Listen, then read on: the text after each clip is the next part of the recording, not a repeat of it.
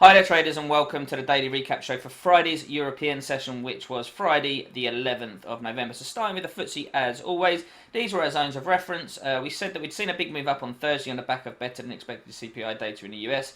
And with the US shut for Veterans Day, although it was only the bond markets that were shut, the equity markets were open. Because the markets were shut, we would expect lower than normal liquidity, and therefore I was only going to be looking to trade the morning session. We said aggressive supports at 73.98 to 74.06, with stronger support at 73.71 to 73.81. Sustained breaks below that, we could see moves to 73.06 to 73.14, and potential minor resistance was at 74.40 to 74.48. So let's go and have a look at the FTSE on Friday. Okay, so you can see the market opened up here, and we opened below this 74.40 to 48 zone, and we pushed straight down. We did get a reversal sort of signal here with the liquidity grab of the overnight low. So this is a valid entry from the stronger support zone.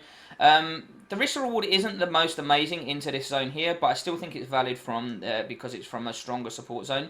What I would sit there and say is, having entered the trade, if you had entered this trade, the continuation pattern here would be a warning sign, and hopefully then you can sort of mitigate your loss or reduce maybe a break even or just a much smaller loss than taking the full loss.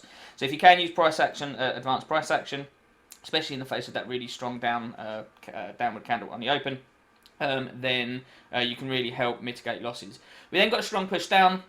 And if we had seen the corrective pull back into this area here, I think that was okay to short. But as you can see, after that strong push down, after the first 90 minutes, the market really just chopped around and didn't really do much at all, as we sort of expected in the commentary. We did nearly get down to this 73.06 to 73.14 zone, just a little front run of it. So if you had managed to get short below here of some sort of breakout or anything, then you would have been able to book profits for quite a nice trade there. That was not something that we was looking to do either on Friday, but yeah, that was it really. So that's the FTSE. Now let's go and take a look at the DAX.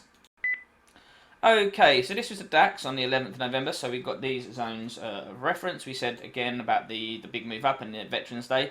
So the initial resistance came in at 14.295 to 14.320, and initial support today was at 14.135 to 160. So let's go and have a look at the DAX.